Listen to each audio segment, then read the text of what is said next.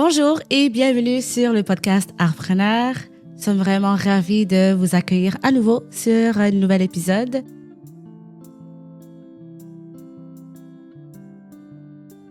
Aujourd'hui, ça va être un épisode très intéressant qui est très chaud à mon cœur parce que ça parle même de mes propres débuts en tant que chanteuse. Mais bien évidemment, on va parler de quelqu'un d'autre aujourd'hui. Quelqu'un qui a semé dans ma vie, quelqu'un qui a participé justement dans, comment on peut dire ça, de me sortir de ma timidité et de me permettre à travers des opportunités de pouvoir m'épanouir en tant que chanteuse. Alors, pour moi, je suis vraiment heureuse d'accueillir cet homme de Dieu et sa femme. Cette personne-là est un musicien accompli, un chef de chœur, un mentor engagé auprès des jeunes et des adultes depuis de nombreuses années. Il est directeur musical dans diverses églises depuis plus de 30 ans. Il a mis son talent au service de nombreux artistes en tant que pianiste, arrangeur et producteur associé, participant à plusieurs albums. Alors, aidez-moi aujourd'hui à accueillir Medad Ernest. Yeah! Merci, Christelle. Merci à toi d'être là. C'est très gentil pour ton introduction. C'est vrai. Je me rappelle encore, j'avais 17 ans quand j'étais née à nouveau. Et très rapidement, j'ai rencontré Medad à mon église et il m'a permis de chanter, d'apprendre avec la chorale, oh my goodness, One Voice. One Voice. Et ensuite, d'autres opportunités par la suite. Puis pour moi, ça a marqué mon cheminement en tant que chanteuse parce qu'avant ça, j'avais jamais chanté. Donc, peut-être toi, tu ne le savais pas, mais moi, je le savais très bien. So, merci beaucoup pour ce que tu as fait pour moi et plusieurs jeunes leaders et plusieurs leaders adultes comme on a partagé dans l'introduction. Donc, est-ce que tu peux nous dire un petit peu sur ton parcours musical? Genre, comment tout ça a commencé, du piano à la direction de chorale? Pourquoi tu as fait ça? Alors, moi, j'ai commencé à jouer, j'avais 2 ans. Mes parents ont remarqué que j'avais une aptitude pour la musique quand ils m'ont acheté un petit jouet de piano. Puis ils voyaient que quand je prenais le piano, je repiquais à l'oreille des mélodies que j'entendais autour de moi. Et mes parents étant des chrétiens, souvent, eux, ils chantaient des chansons, des cantiques, et moi, je repiquais sur le piano. Donc, vite, rapidement, ils ont vu que j'avais une aptitude musicale. Et mes parents, on est issus du pays d'Haïti. Donc, les Haïtiens, surtout à l'époque, aiment ça. Les réunions de prière, là, c'est quelque chose qu'on faisait tout le temps. Donc, moi, j'ai commencé à jouer de l'orgue dans les réunions de prière. Quand j'étais fatigué, je dormais. Quand j'étais réveillé, je jouais. Et mes parents m'ont beaucoup inculqué que ce talent, ce don, c'est pour le Seigneur, c'est pour Dieu, c'est Dieu qui me l'a donné. Moi-même, j'étais très intéressé à Dieu. Donc, depuis l'âge de 5-6 ans, je commençais à lire la Bible. Et pour moi, c'était très clair que tout ce que j'avais, c'était pour Dieu. Donc, les petites réunions de prière ont donné place à des cultes d'église, à des mariages. Et par la suite, ma mère était chef d'une congrégation de petits, des enfants. Elle avait une chorale à l'église et moi, je l'accompagnais à 10 ans. Donc, j'ai commencé à vraiment être autour des chorales, autour de ça, parce que j'accompagnais la chorale des enfants de 50 enfants. Par la suite, ça m'a introduit dans les chorales. J'ai fait partie des chorales d'enfants dans ma région, sur la Rive-Sud. Les chorales, c'est devenu une façon pour moi d'exprimer le corps de Dieu en chant. Et donc, j'ai toujours été attiré à exprimer la foi, une foi authentique, mais bibliquement. Et pour moi, c'était une des façons naturelles d'exprimer la foi. C'est on chante ensemble, on exprime la foi, on exprime notre reconnaissance envers Dieu, on partage la foi. Donc, malgré moi, je ne voulais pas diriger des chorales. Je ne voulais pas parce que j'étais introverti. J'aime ça, moi, mon petit groupe de musiciens. Et le Seigneur m'a parlé que tu vas faire une chorale. J'étais au cégep. J'ai dit, OK. Mais je crois que c'était juste temporaire. Après l'expérience, on a vu des gens qui sont venus au Seigneur et beaucoup m'ont dit, mais il faut continuer la chorale. Bon, OK. Après quelques mois de prière, de réflexion, j'ai dit, OK, on part la chorale. Mais là, les gens ne sont pas venus. Donc, c'est d'autres personnes qui sont venues. Donc, j'ai toujours vu une chorale comme une façon de vivre ensemble, de marcher ensemble. Parce que notre premier appel, c'est de marcher. Ce n'est pas de faire la musique, c'est de marcher. La musique devient une conduite, une façon d'être. Donc, j'ai eu beaucoup aussi de cours de conservatoire de musique, tu vois, des choses comme ça. Donc, informément, j'ai eu toute la croissance à l'église, mais formellement, j'ai pris des cours, j'ai eu des cours à l'institution. Mes parents ont beaucoup sacrifié pour que j'aille des bonnes écoles de musique aussi. Et voilà. Ah, c'est très, très intéressant.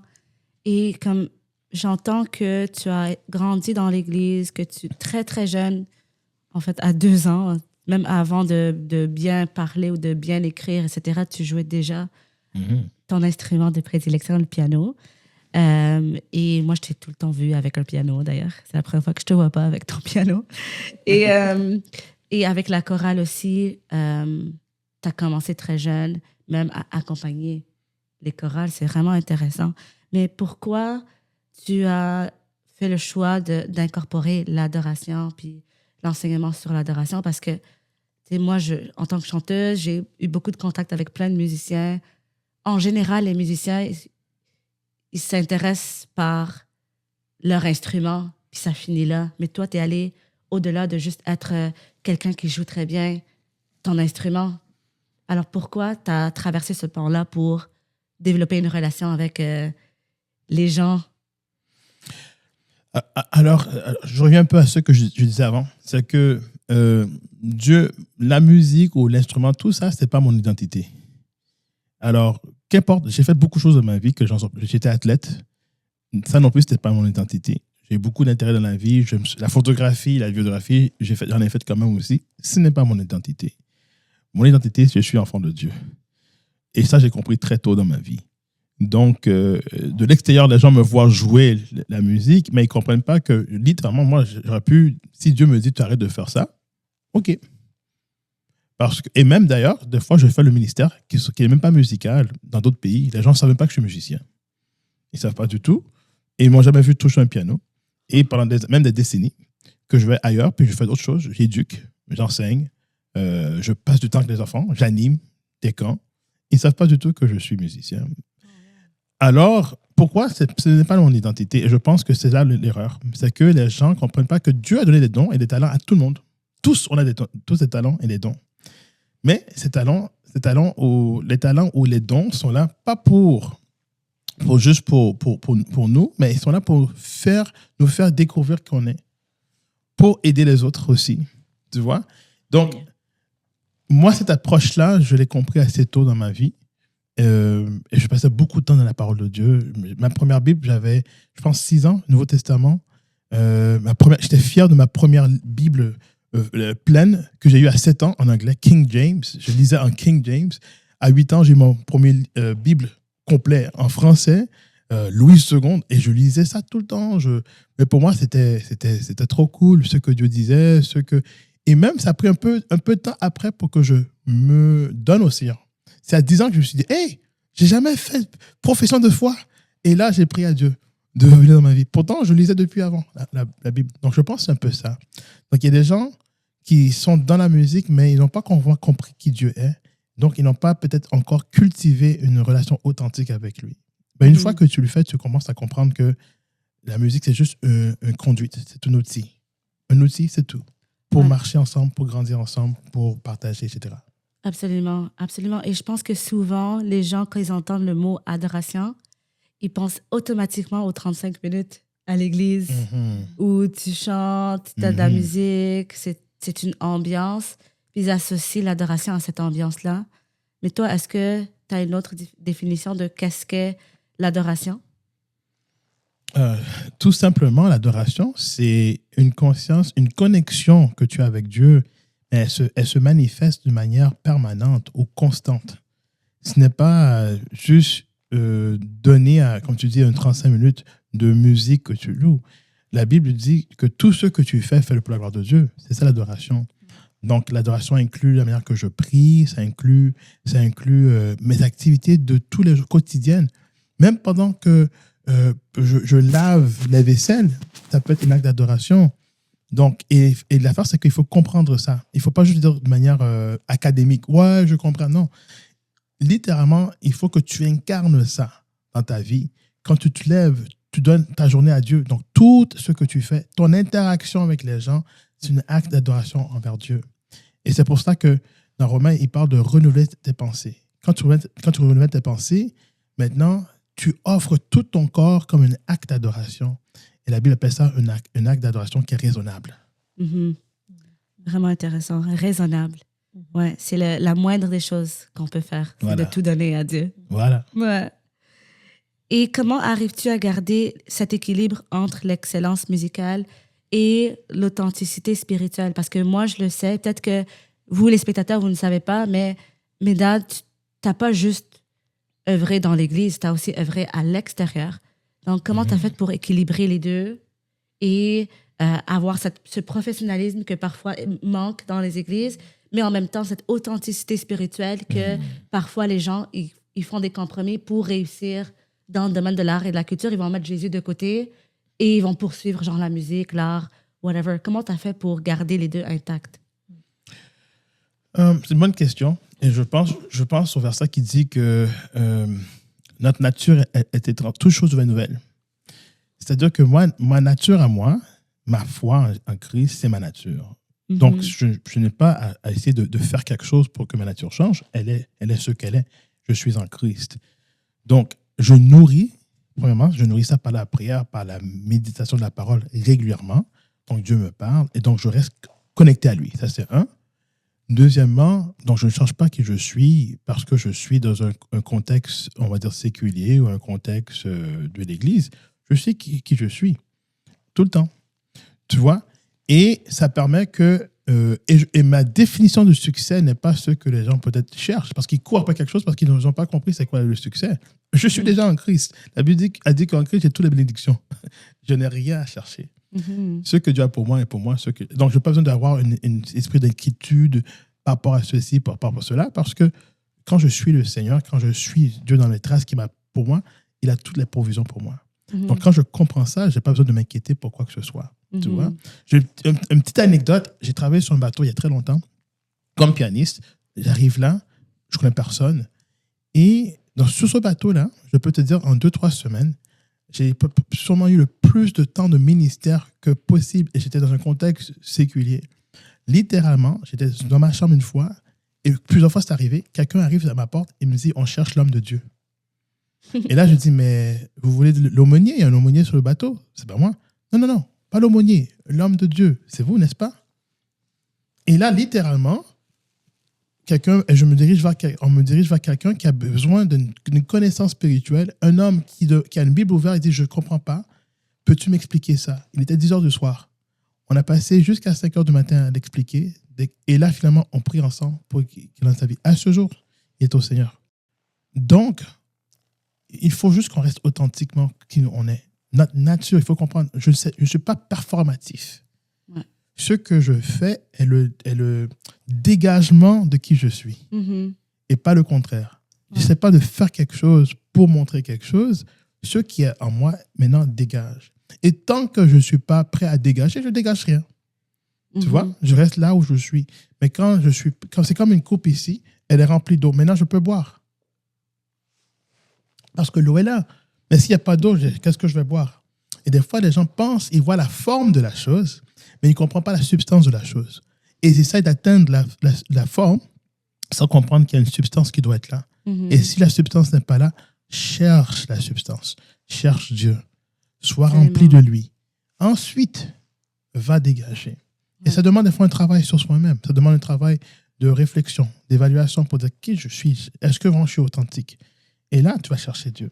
Et là, il va te répondre. Ouais. Puis j'aime la direction que tu viens de prendre parce que justement, je voulais te poser la question, est-ce que tu parles de Jésus quand tu es dans des milieux séculaires, mais tu viens de répondre sans savoir ce que je pensais dans ma tête? Donc c'est ça, je suis vraiment heureuse que tu as abordé le sujet justement de partage de foi. J'ai pas envie de dire évangélisation parce que j'ai pas l'impression que tu es allé chercher à avoir ces échanges-là avec eux. En fait, ces gens-là, ils avaient besoin de quelque chose et c'est le Seigneur qui les a emmenés vers toi. Puis, c'est ça. Hein, voilà, justement, je ne pense pas que je suis là, que je dois prononcer Jésus. Anyway, Jésus nous a dit de témoigner de ce que vous avez vu, ce que tu vis. Donc, des fois, je partage ce que je vis avec les gens dans le temps approprié. Des fois, il n'y a pas de moment, donc je ne dis rien, mais j'ai un exemple. Il y a un collègue qui n'est pas chrétien, mais il y a plusieurs années, je parlais de ma foi, on parlait juste de nos valeurs, puis le mariage en passant. Je n'étais pas marié, je n'avais pas de copine. Et la personne me dit, oui, mais tu parles de mariage, mais est-ce que c'est vraiment réaliste? Bon, et là, je dis, mais écoute, moi, je serai marié bientôt. Et il me dit, mais tu n'as pas de copine? Je dis, mais il n'y a pas de souci, je serai marié bientôt. 3 mois plus tard, je le contacte, écoute, je suis fiancé. Il dit, quoi? Yo, c'est trop cool. Hey man, c'est vraiment cool. Je ne sais pas si c'est juste à cause de ça, mais la personne a été, je pense, encouragée. Et cette personne-là m'a contacté récemment, qui va se marier. Mhm. Donc, c'est pour dire qu'on peut influencer, simplement en partageant qui on est. Pas juste nos idées, mais qui on est. Parce que si on vit quelque chose, si c'est authentique, mais on peut le partager. Donc, c'est un peu plus ça que de dire je vais parler. Et l'autre chose qui est tellement drôle, c'est qu'il y a quelqu'un que je ne sais même pas c'est qui, mais quelqu'un m'a dit récemment qu'il y a une femme qui lui a dit qu'à cause de mon témoignage, dans certains milieux, c'est pas dans une église, qu'elle a donné sa vie au Seigneur. Pas juste moi, mais d'autres personnes aussi, mais elle m'a vu dans certains milieux et que je lui ai partagé ma foi ou bien le Christ.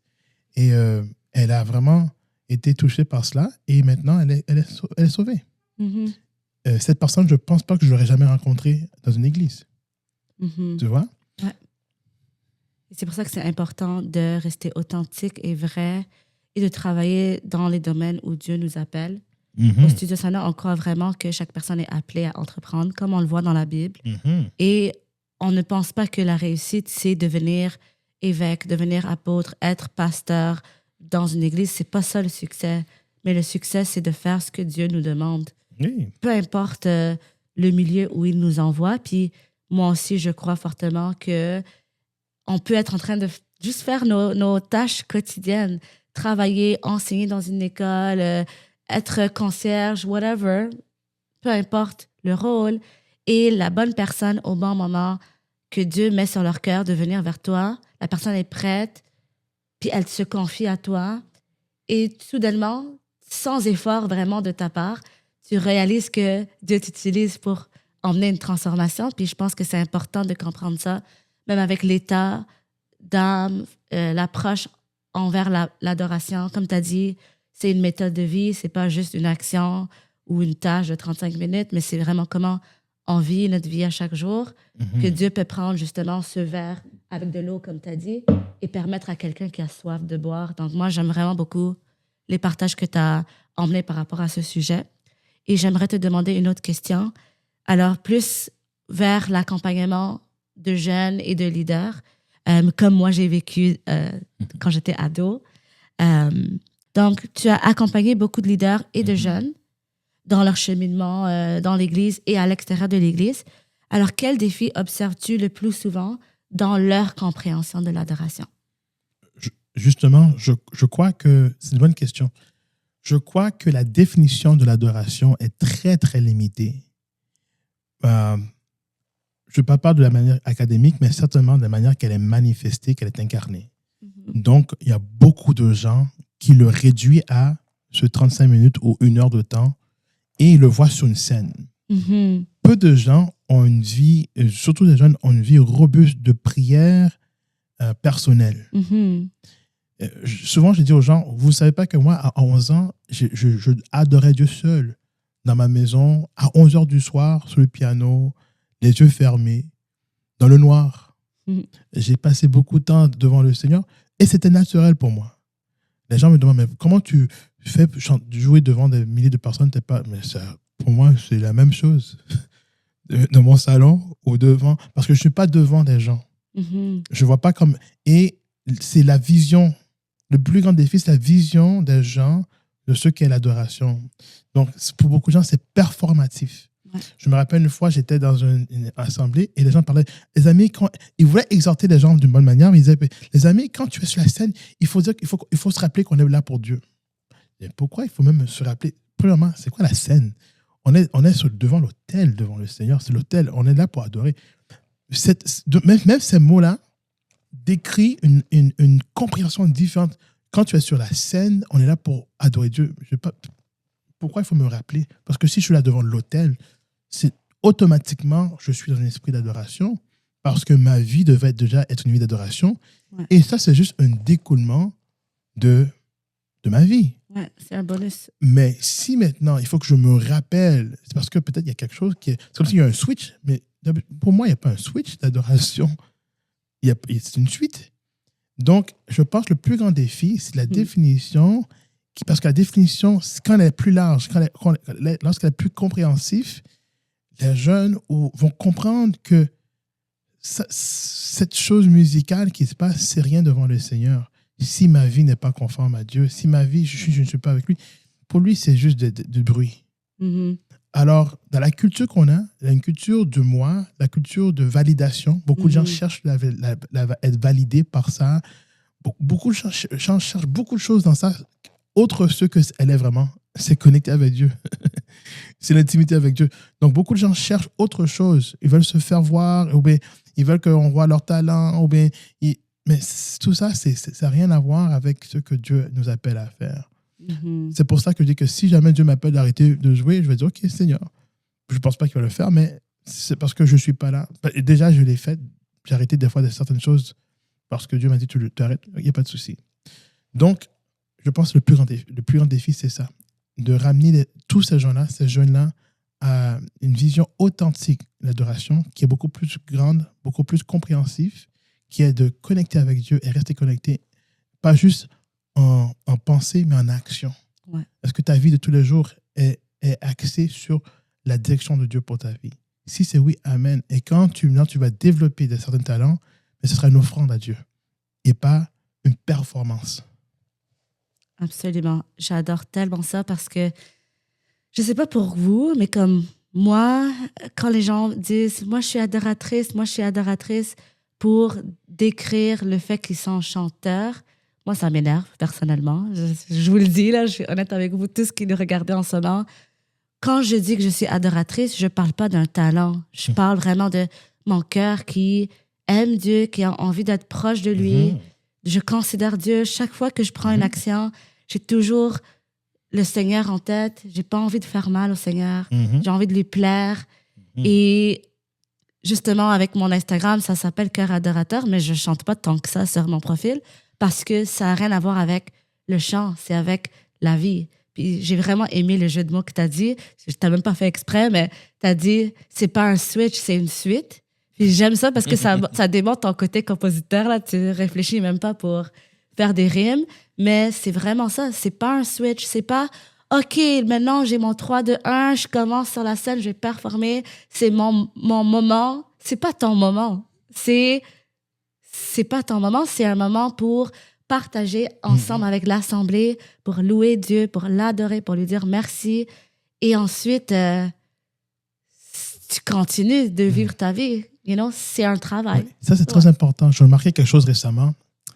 Tu sais, on prend des fois des idées dans le monde, mais on met des mots spirituels. C'est ça. Mais c'est les mêmes veines d'ambition. Exactement. C'est les mêmes veines d'ambition. On veut se faire montrer, on veut se faire voir, mais on cache sur le mot adorateur, je suis worship leader.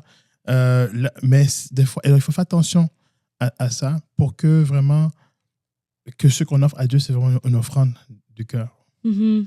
Puis une question qui est off-script, parce que là, je commence à réfléchir plus. Il y a des gens qui m'ont déjà dit, genre, « Oh, ton don spirituel, c'est l'adoration. » Comme, je suis désolée, mais je pense que c'est bon de l'aborder, surtout avec ton expérience. Ça fait 30 ans que tu travailles dans ce milieu-là. Qu'est-ce que tu dirais aux gens qui disent que c'est un don spirituel? Moi, je pense qu'on le voit dans mon visage, je suis pas d'accord. C'est pas un don d'être adorateur. Comme...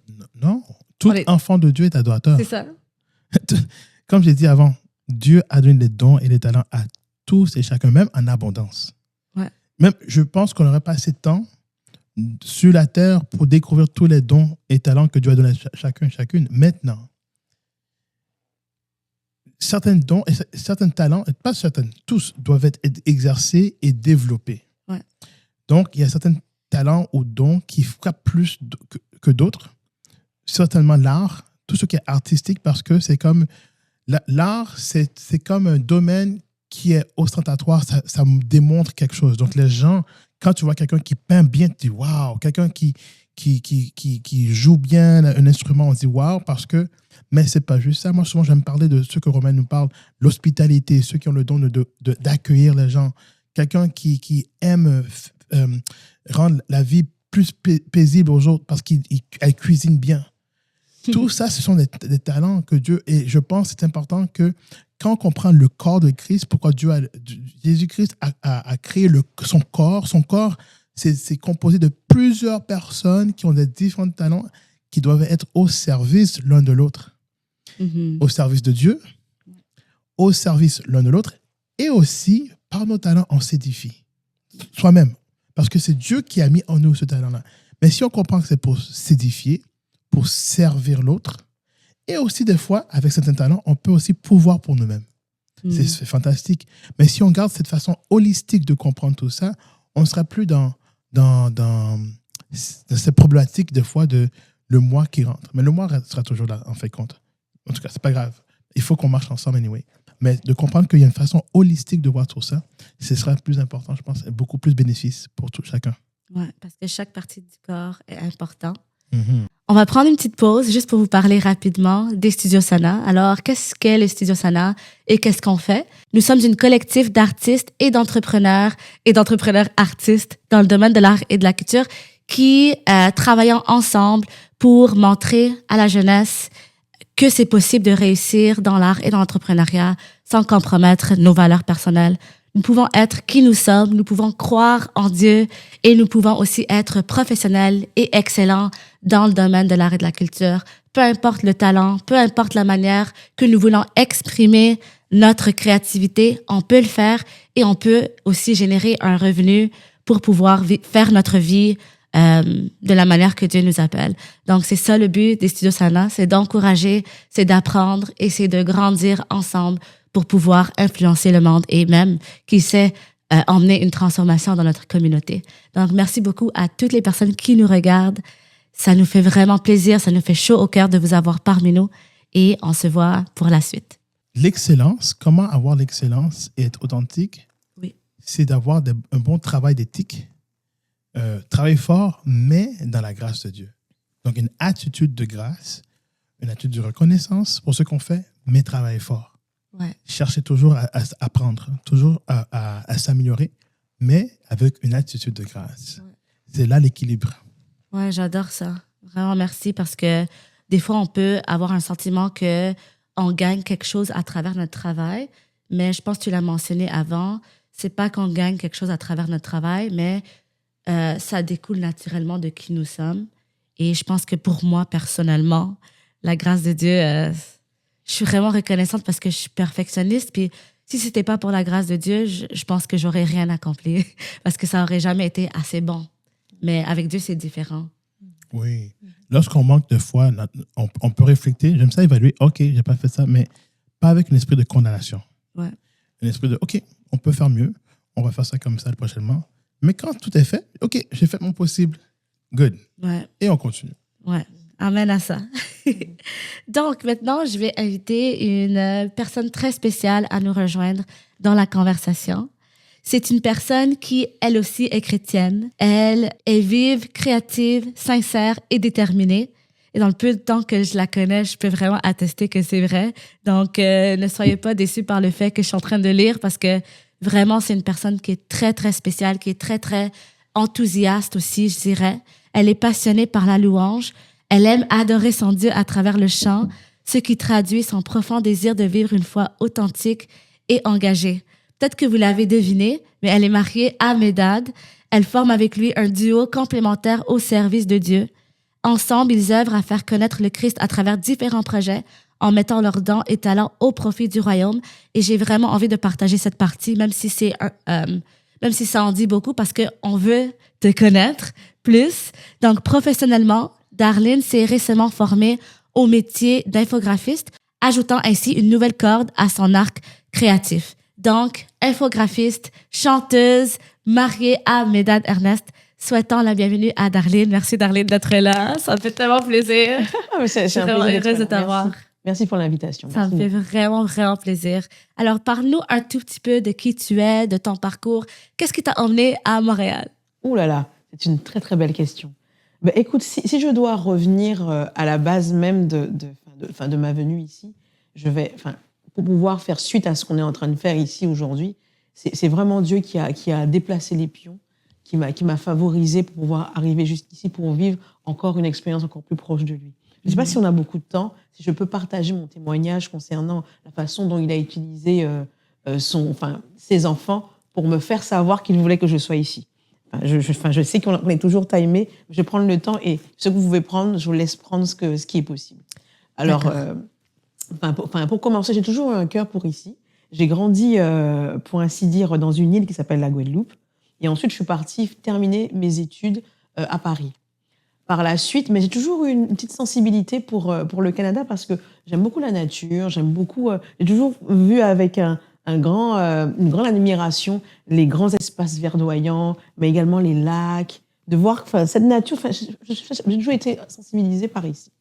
Et puis par la suite, mais j'ai pas eu l'occasion de pouvoir aller jusqu'au bout de ma démarche, qui était de venir pendant un peu de temps ici pour pouvoir, pour ainsi dire, vivre. La vie a fait que les études, j'ai travaillé, mais j'ai pas poussé plus, même si j'avais le cœur pour ici, même si les chanteurs et séculiers avant ma conversion et par la suite ceux qui étaient louangeurs, on va dire entre guillemets, ici m'ont beaucoup apporté, mais j'ai pas eu l'occasion de pouvoir aller plus loin dans ma démarche de venir ici. Mais Dieu, dans sa grâce, a trouvé une façon pour pouvoir me permettre d'aller jusqu'au bout de ce qu'il avait déposé dans mon cœur depuis super longtemps. Génial. Mais je sentais que Dieu avait envie que j'aille beaucoup plus loin ou que je puisse vivre un nouveau défi avec lui. Je commence à prier pour cela et je me retrouve à pouvoir aller dans un séminaire où on prend le temps de façon retirée en nature, pouvoir chercher la face de Dieu particulièrement. Donc je me retrouve là-bas et c'est vraiment, on est entouré de frères et sœurs, on est ensemble, on partage, on prie, on loue. C'est la suite de ce qu'on vit, parce qu'on en a parlé tout à l'heure, c'est la suite de ce qu'on vit, mais de façon encore plus, je dirais, condensée. Et bien évidemment, quand on se retrouve dans ces moments-là, Dieu aime à parler aussi de façon particulière. Donc du coup, il suscite des personnes sensibles à ça, donc je veux dire des prophètes. Et ils viennent me voir et ils me disent, est-ce que tu as un projet pour le Canada? Je vais juste faire un rewind, je vais revenir, juste avant. J'étais en train de scroller sur Instagram un peu avant d'aller à ce séminaire. Et lorsque je me retrouve à scroller, je vois une publicité d'une agence qui aide à s'installer au Canada. Je suis un petit peu interpellée, donc je clique dessus et je remplis le formulaire. Je me dis, tiens, j'aimerais savoir ce qu'ils ont à proposer. Et par la suite, cette agence me contacte et me fait savoir que voilà comment ils peuvent t'aider à pouvoir t'installer au Canada par rapport à ton profil, ce que tu peux apporter au pays, voilà comment tu peux t'installer moyennant une certaine somme. Ça m'interpelle, mais je manque de foi et je recule. Encore une fois, j'en parle qu'à ma sœur. Je lui dis, là, changer de vie, faire si, j'en ai pas la force là, j'ai pas la foi pour ça là tout de suite. Donc laisse tomber. Merci beaucoup. Ciao, bye. J'arrive à ce séminaire quelques mois plus tard, peut-être 2-3 mois après. Et ce prophète vient me voir et me parle justement de ce projet, alors que j'en ai parlé qu'à ma sœur. Et par la suite, il me dit que Dieu me dit de te dire d'y aller parce qu'il y a des choses pour toi ici et qu'il voudrait que tu puisses vivre un épanouissement que tu n'as jamais connu jusqu'à maintenant. Je suis subjuguée, je suis perturbée parce que je me dis, waouh, j'avais cela encore depuis super longtemps, je l'ai mis de côté. Il y a une agence qui m'a contactée je l'ai vue qui m'a contactée il n'y a pas si longtemps. Et j'ai encore mis de côté, et là, je me fais savoir, voilà ce que j'ai pour toi. Donc, du coup, je tombe un peu des nues, un petit peu, pas perturbée, mais waouh, c'est un peu les genoux à terre, Seigneur, depuis tout ce temps. Donc, j'ai un peu mis de côté ce que tu avais mis, mais j'avais pas compris que c'était venait de toi, bref. Donc, tout le branle-bas a commencé. Je retourne, parce que c'était, à 2-3 heures de Paris, je retourne chez moi à Paris. Et là, l'agence m'appelle encore et me fait savoir, me demande encore une fois, est-ce que je veux toujours partir, faire affaire avec eux pour partir ici au Canada. Donc du coup, je leur dis, mais écoutez, finalement oui, j'avais dit non. Donc j'ai pu dire oui, que je veux pouvoir faire affaire avec vous et avancer pour ce projet. Et par la suite, donc j'ai commencé, par le visa, tout ce qui s'ensuit. Dans le séminaire, on va également parler de pouvoir travailler. Ils voyaient que j'étais avec un ordinateur, que je travaillais sur des projets tout ce qui était logo, tout ce qui était monde de l'image et tout cela. Donc, ça faisait aussi partie de ce que Dieu voulait que je refasse ici en termes de, je dirais, professionnel, pour pouvoir changer de carrière. Parce que là où je travaillais avant à Paris, c'était pas dans ce cadre-là, mais j'ai toujours été très intéressée par le monde de l'image. Je faisais un petit peu de photos, je prenais des petites applications pour également aider mes amis à avoir leur logo. Donc, j'avais ça, mais c'était toujours très, pas professionnel, mais un petit peu juste au niveau de la passion. Et là, Dieu voulait me faire comprendre qu'il voulait que je sois plus pro à ce niveau-là. Et il a préparé un espace pour moi pour que je puisse le faire en parlant d'ici. Donc, je commence les démarches. Lorsqu'on me fait comprendre quelles sont les formations que la France a en lien avec le Québec, l'infographie faisait partie de cette, je dirais, de cette liste. Et ça m'a résonné lorsqu'ils m'ont donné la liste. Donc, j'ai dit, l'infographie, je pense que je vais aller dans cette formation-là. Et c'était possible. L'école m'a accepté. J'arrive ici et tout se met en place très rapidement. Même le logement, Dieu permet que la personne qui devait m'héberger ici est une artiste que j'ai beaucoup écoutée au début de ma conversion. Donc, du coup, de voir qu'elle avait été invitée par mon frère et ma belle-sœur, qui a une web radio chrétienne en France. Donc, elle est venue. Donc, elle a pu venir chez moi. On a pu partager ensemble. Donc, je parle de la personne de Maggie Blanchard et je lui fais un petit coucou si elle nous regarde. Tout ça pour dire que Dieu a orchestré mon arrivée ici. J'ai rencontré mon époux. Et puis, je trouve qu'il avait déjà préparé le terrain parce qu'on a pas mal de points en commun. Enfin, lorsqu'on s'est rencontrés très rapidement, on a pu réaliser que c'était une volonté de Dieu de nous permettre de pouvoir être ensemble pour avancer dans ce qu'il avait comme projet, et pour lui en termes d'appel, et pour moi également pour pouvoir éclore plus, parce qu'il y a plein de choses qui étaient encore enfouies. Et à son contact, je pense qu'il y a plein de choses qui s'ouvrent en moi, qui me permettent de pouvoir explorer, parce qu'il a un plan pour nous deux. Nice. Et je pense que tu as répondu à certaines questions avec ton partage. Non, c'est Oui. correct. Et même, j'aime le fait que tu as mentionné que le Seigneur t'a donné une passion et ensuite tu l'as professionnalisée. Donc, pour plugger dans les studios, nous, on offre des ateliers de formation et de perfectionnement créatif, mais aussi professionnel. On est beaucoup dans le travail, la préparation, dans l'entrepreneuriat, donc les plans d'affaires, le lancement, pratiquer de s'exprimer devant une caméra pour les personnes qui souhaitent justement utiliser les réseaux et autres pour partager sur leur projet X. Donc, j'ai aimé ton partage. Je pense qu'il y avait vraiment beaucoup de choses qu'on a pu prendre de ce que tu as dit. Parlez-nous du Worship Retreat. Moi, j'ai entendu parler, j'ai vu plein de photos. C'était vraiment excitant. J'aurais aimé être là. Et j'essaierai, j'espère, Seigneur Jésus, pour la prochaine fois. Mais dites à toutes les personnes qui ne vous suivez pas, ils ne sont pas connectés avec vous en ligne, c'est quoi un Worship Retreat et pourquoi, en fait, c'est quoi le Worship Retreat et qu'est-ce qui rend justement cette expérience-là unique? C'est quoi la vision derrière tout ça? Alors, merci de m'avoir posé cette question parce que je pense que le Worship Retreat fait partie un peu de notre nouvelle saison, de ce que Dieu a pour nous, de la manière que Dieu nous dirige de faire les choses. Et souvent, j'ai des soucis. Un souci, c'est des messages pour cette génération à relâcher, musicalement parlant. Il y a le souci pas le souci, mais l'appel aussi de faire des disciples, d'encourager les gens, encadrer les gens dans leur vie de tous les jours. Donc, certainement, les gens qui ont une sensibilité, qui veulent être restaurés, mais qui veulent aussi chanter. Donc, comment qu'on combine tout ça? Une retraite, premièrement, pour être restauré, pour avoir des temps de fraternité, des temps de prière, mais en même temps, offrir une expérience où les gens normales, qui aiment Dieu, qui veulent s'approcher de lui, peuvent faire partie d'un projet dans lequel ils peuvent enregistrer des chansons qui vont aller toucher l'humanité. Alors, c'est ça. Et moi, j'ai grandi en faisant des retraites depuis toujours. Ça a toujours été des moments importants, marquants dans ma vie pour me être ressourcé, restauré. Et je dis, pourquoi pas faire une retraite, mais focuser sur l'adoration. Voilà. Très intéressant. Et j'ai eu la grâce de voir un petit peu dans l'arrière-plan les photos, les vidéos que Jérémy a pris, qui est derrière la caméra juste là. Ouais. Jérémy en thème. Excuse-moi, juste en passant, oui. J'ai aimé passer du temps avec Jérémy.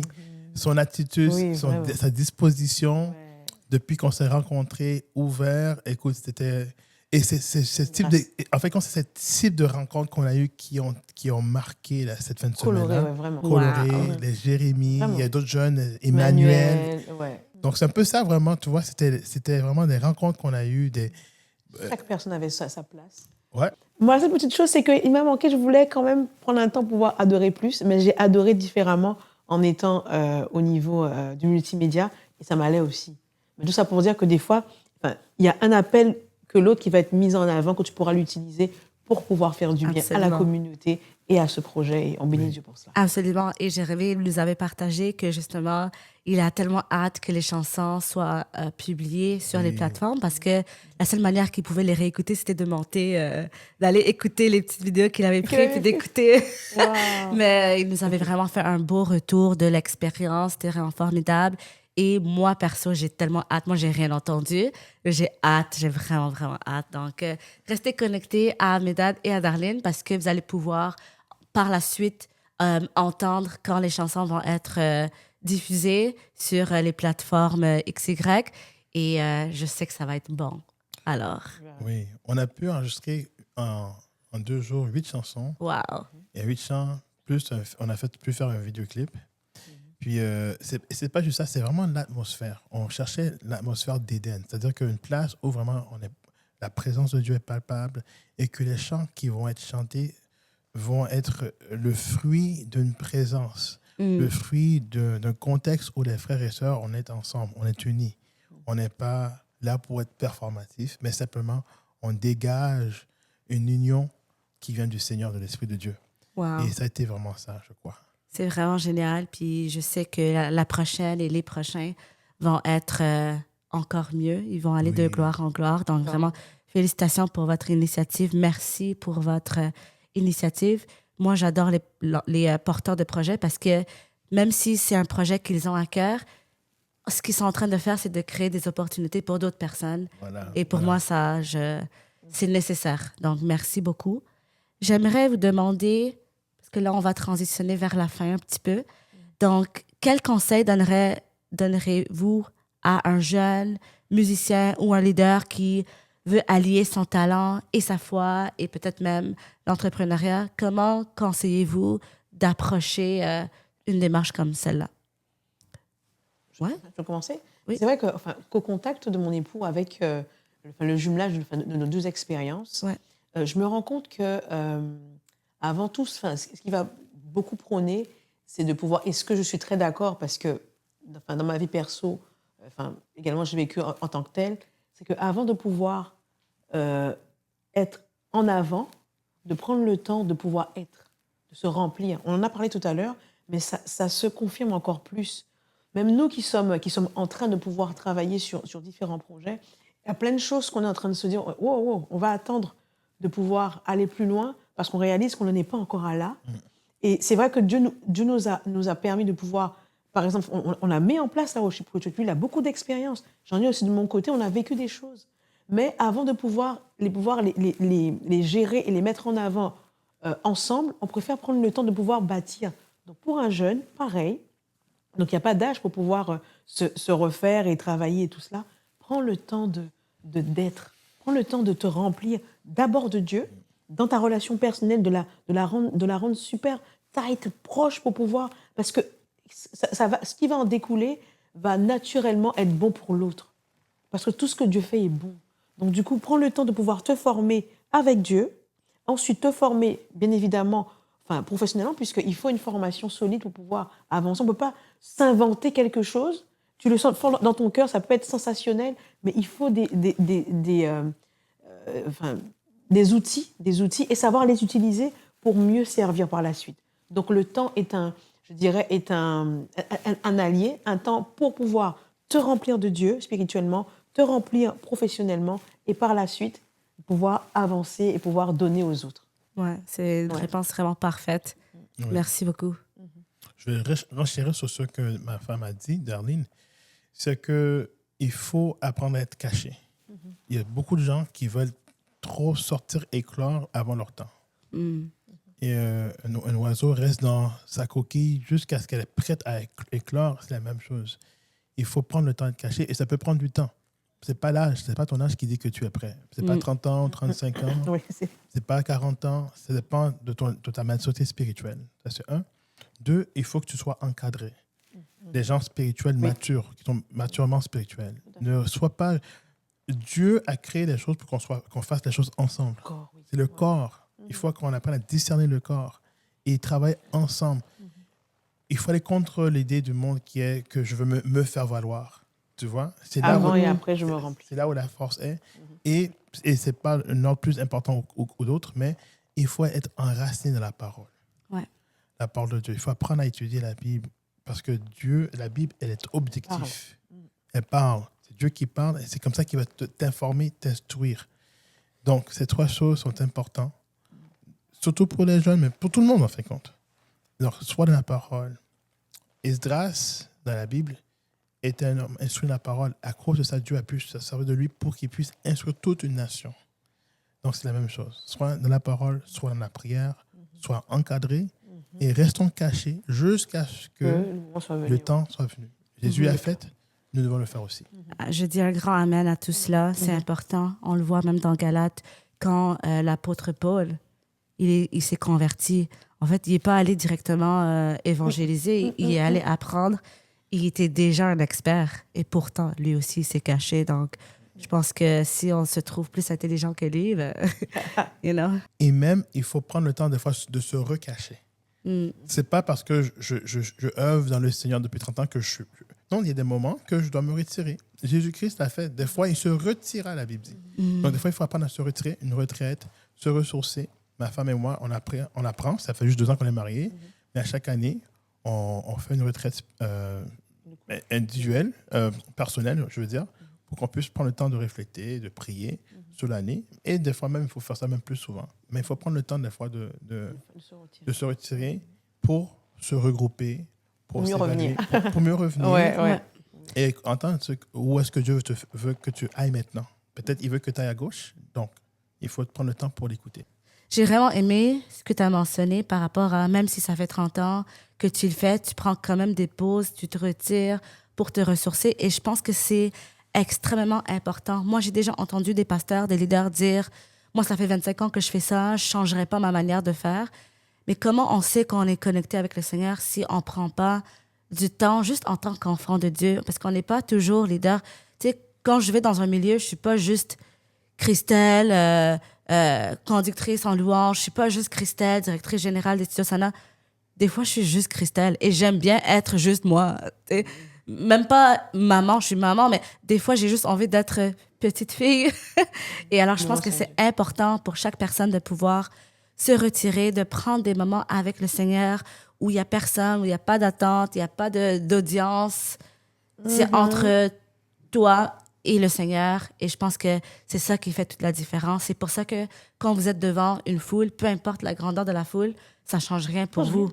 Ça ne change rien parce que ce n'est pas la quantité de gens devant vous qui va influencer votre manière d'opérer ou de manifester la présence de Dieu. C'est votre relation personnelle.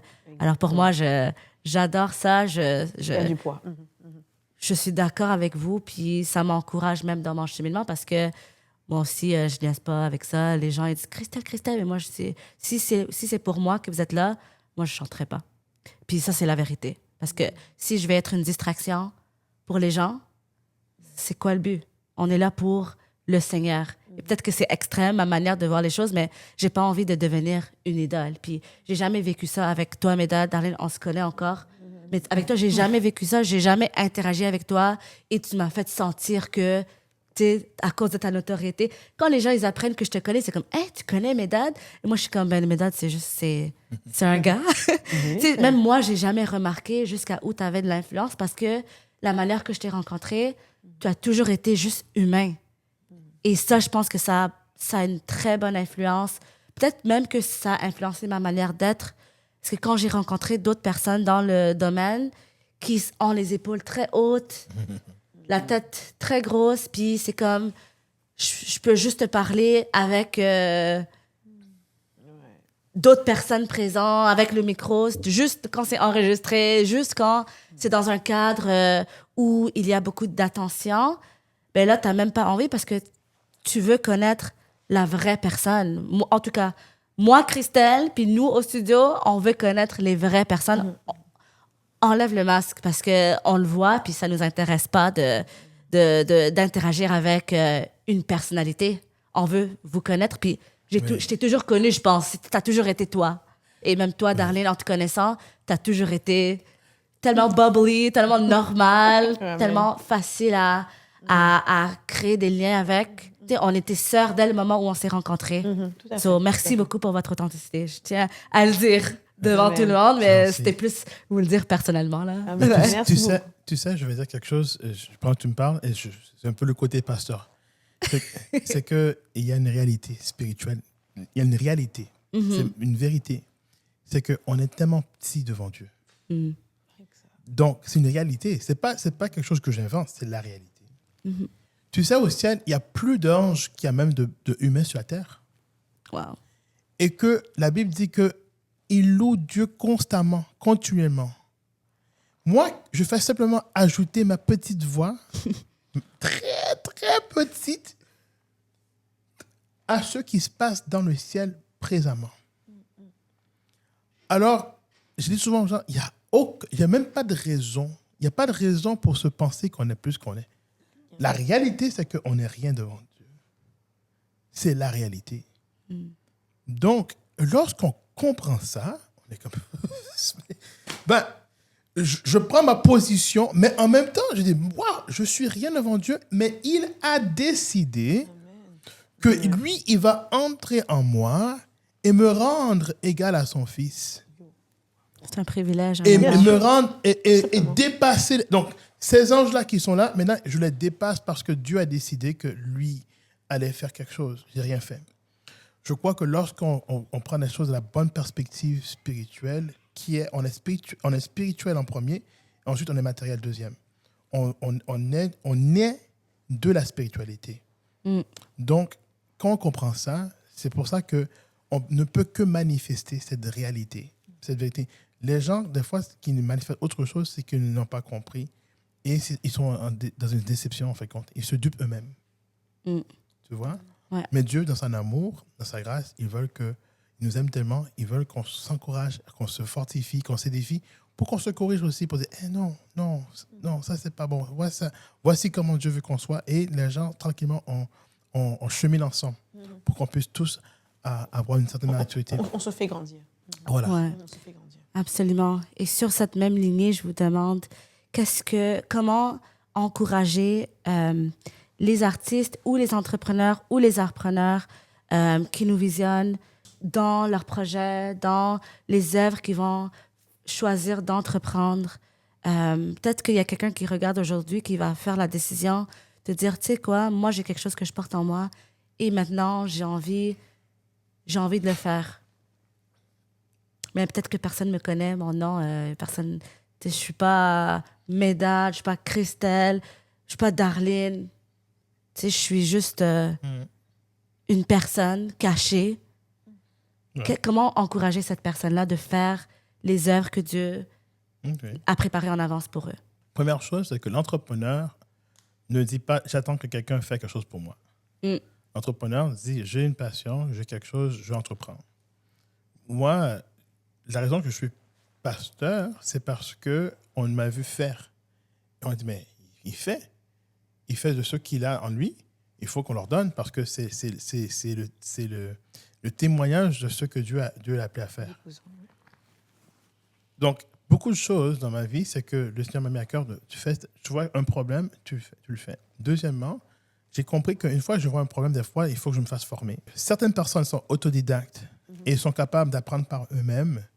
Mais même à ça, même si tu peux apprendre par toi-même un art ou une science, il y a quand même l'élément de connecter avec les autres.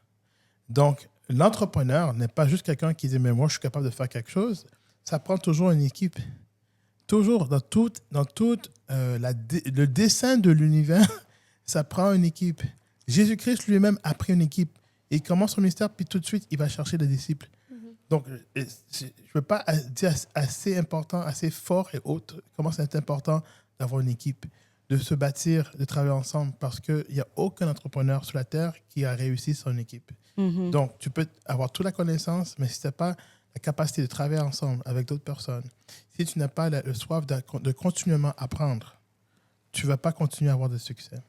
Donc, si tu as un esprit ou la passion de faire quelque chose et qui est en toi qui est fort, vas-y. Ne pense pas que personne ne me connaît. Pense juste, OK, j'ai ça en moi.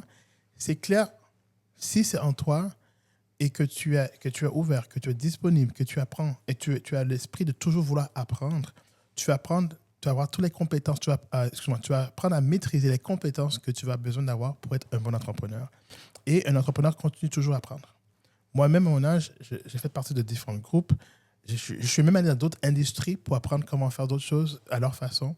Je continue encore, je suis encadré, il faut être encadré de personnes de matures qui peuvent te dire hey, mon frère, des fois, ce que tu fais là n'est pas bon. Et avoir des débats pour aiguiser tes pensées. Donc, tout ça, c'est à la disposition de tout le monde. Alors, la personne qui veut commencer, je dis vas-y, mais sois aussi sage. Apprends aussi à apprendre à être soumis à des gens qui sont peut-être plus connaissants que toi pour que tu puisses apprendre. Reste humble.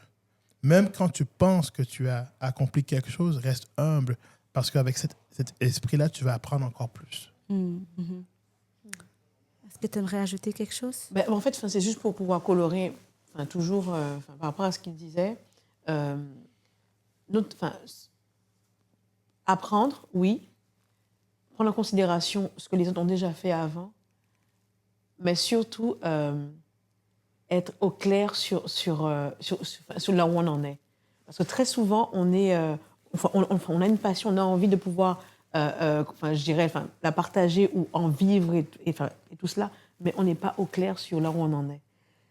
Pour parler de moi, j'ai fait pas mal de choses avant même d'être ici, et je me suis rendu compte, lorsque et aussi on se retrouve avec d'autres personnes, on peut mieux s'évaluer aussi. Savoir où on en est là. Je pensais être au clair sur ça, avoir compris ceci ou cela, mais je ne suis pas encore là, en étant avec d'autres, en prenant des skills par rapport en étant avec d'autres. Donc, faire attention à pouvoir être vrai sur là où on en est. Parce que ça nous permet d'aller plus loin après. Ouais. Lorsqu'on va se bourrer la tête ou penser qu'on est ceci ou cela, ça nous empêche de pouvoir mieux avancer. Mm-hmm. Alors, si j'ai bien compris, si jamais tu es un jeune entrepreneur, ou quand je dis jeune entrepreneur, c'est une personne qui souhaite se lancer, donc nouvellement entrepreneur, tu peux être jeune en âge ou tu peux être jeune en esprit, c'est pas grave. Si jamais tu es un entrepreneur qui souhaite se lancer, ça va être important pour toi de foncer. Alors, prends le risque, fais-le. Les gens vont te voir en action et vont venir vers toi. Sois authentique, humble, sois vrai, sois réaliste. Entoure-toi avec les bonnes personnes, des personnes qui vont te corriger quand tu es dans l'erreur, des personnes qui vont t'encourager quand tu es en train de travailler fort et peut-être que tu ne vois pas les résultats et ça, c'est décevant, mais ton crew va être là pour te dire continue, tu fais un bon travail et aussi de te former en fait. Oui. Donc, de toujours avoir une formation continue, de toujours chercher à apprendre et à approfondir tes connaissances parce qu'un entrepreneur à succès, c'est une personne qui est toujours en train d'évoluer. Donc, sur ce, j'ai envie de dire merci à toutes les personnes qui nous ont visionnés aujourd'hui. Ça nous a vraiment fait un plaisir de pouvoir partager avec vous, Medad et Darlene. Et je pense que ça va être vraiment notre émission la plus spirituelle. C'est l'émission qui va le plus nourrir votre âme. J'espère que vous avez retenu, que vous avez pris des notes, que vous avez reculé et revisionné des parties parce que je pense que ce qu'on a reçu aujourd'hui est très importante. Cette émission n'est pas comme les autres. Vraiment, on a plus parlé de l'entrepreneuriat, mais aujourd'hui, on a plus touché à l'art, on a plus touché au spirituel. Et j'espère vraiment que ça va vous bénir, que ça va vous encourager vraiment d'avancer, de ne pas avoir peur, parce que Dieu ne nous a pas donné un esprit de timidité, mais il nous a donné la puissance, l'amour et la sagesse pour pouvoir bien mettre en place des structures pour avoir du succès dans tout ce qu'on entreprend. Et bien sûr, on l'entreprend avec Dieu. Donc, merci beaucoup à vous tous et on se voit à très bientôt. Salut!